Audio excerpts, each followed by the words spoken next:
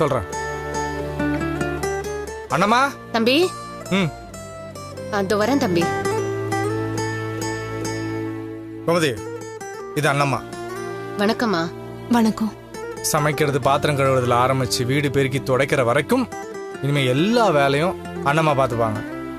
ஆமாம்மா.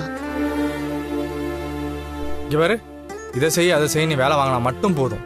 மற்றபடி சாப்பிட்டு நல்லா ரெஸ்ட் எடுக்கிறது மட்டுமே ஃபுல் டைம் வேலையா இருக்கணும். ஏங்க, என்னால அப்படி சும்மா இருக்க முடியாதுங்க. சமைக்கிற வேலையாவது என்ன செய்ய விடுங்க. வேண்டாமா, உங்களை டீ கிளாஸ் கூட எடுக்க வைக்க கூடாதுன்னு தம்பி கண்டிஷன் போட்டு தான் கூட்டு வந்துச்சு. எல்லா வேலையும் நான் பாத்துக்கிறேன். நீங்க கவலைப்படாம ராணி மாதிரி இருங்க. என்ன கோமதி, புது ஆளா இருக்காங்களே, உங்களை நம்பலாமான்னு யோசிக்கிறியா? இவங்க என் ஃப்ரெண்டு வீட்டில் தான் வேலை செஞ்சுட்டு இருந்தாங்க. அவன் ஃபாரின் போறானேன்னு சொல்லிட்டு இவங்கள ரிலீவ் பண்ணிட்டான். நல்லதா போச்சு, நான் கூப்பிட்டு வந்துட்டேன். இங்க பாரு, இவங்க ரொம்ப நம்பிக்கையான ஆளு, நீ தைரியமா இருக்கலாம். அண்ணம்மா, என் பொண்டாட்டிக்கு உடம்பு சரியாகிற வரைக்கும் இந்த வீடு உங்க பொறுப்பு. இவளை பொண்ணு மாதிரி நினைச்சு நீங்க பாத்துக்கணும், சரியா? சரிங்க தம்பி. இதோ வர. அண்ணம்மா. ம். நான் சொன்னதெல்லாம் ஞாபகம் இருக்குல்ல? இருக்கு தம்பி. கோமதிக்கு சந்தேகம் வர மாதிரி எதுவுமே நடக்கக்கூடாது, புரியுதா? சரிங்க தம்பி.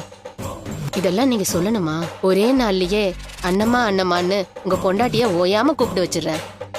அந்த அளவுக்கு நெருக்கமா போனாதான் வேலை ஈஸியா முடிஞ்சிரும். நீங்க கவலைப்படாதீங்க தம்பி, நான் பாத்துக்கிறேன். நீ போய் அவளுக்கு ஹெல்ப் பண்ணு போ. சரி தம்பி.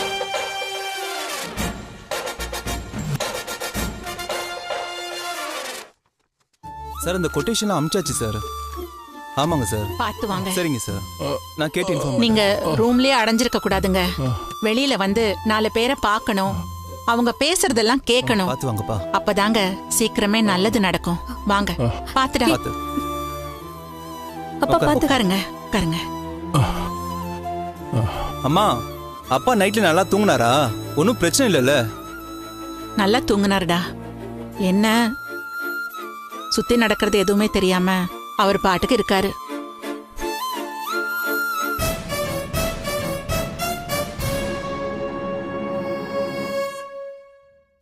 ஒரு வகையில பார்த்தா அப்படி இருக்கிறதும் நிம்மதிதான். என்ன நடக்குதுன்னு தெரிஞ்சாதானே நம்ம கஷ்டப்படணும். உள்ள போய்மா கொடுங்க. இந்தா. என்ன மாப்ள, இன்னும் ஆபீஸ்க்கு போகணும் மாமா, கொஞ்சம் லேட் ஆகும். என்னக்கா, மாமா ஏதாவது சாப்பிட்டாரா? 2 இட்லி சாப்பிட்டாரு, மாத்திரை எல்லாம் கொடுத்துட்டேன். அம்மா, அப்பாவுக்கு நினைவு திரும்பின உடனே ஏதாச்சும் பேசினாரா? இல்லம்மா, வீட்டுக்கு வந்ததுக்கு அப்புறம் எல்லாரும் பேச்சு கொடுத்தா அவருக்கு பழைய ஞாபகம் வரும்னு டாக்டர் சொன்னாரு. இப்ப வரைக்கும் அந்த மாதிரி எதுவுமே நடக்கலையே. டேய், நீ அப்பா கிட்ட பேச வேண்டியதானடா? ஆமாமா, நேரம் கிடைக்கும் போதெல்லாம் நானும் பேசிட்டு தான் இருக்கேன். நாங்க எல்லாரும் மாத்தி மாத்தி பேசிட்டு தாக்கா இருக்கோம். ஆனா மாமா கிட்ட தான் எந்த ரியாக்ஷனும் இல்ல. அத்தை, இப்பதானே மாமா வந்திருக்காரு. நாம எதிர்பார்க்கிற வேகத்துக்கு மாமாக்கு நினைவு திரும்பும்னு சொல்ல முடியாது. இந்த விஷயத்துல நாம ஏன் அத்தை ரொம்ப அவசரப்படணும்? கல்பனா, யாரும் இங்க அவசரப்படல.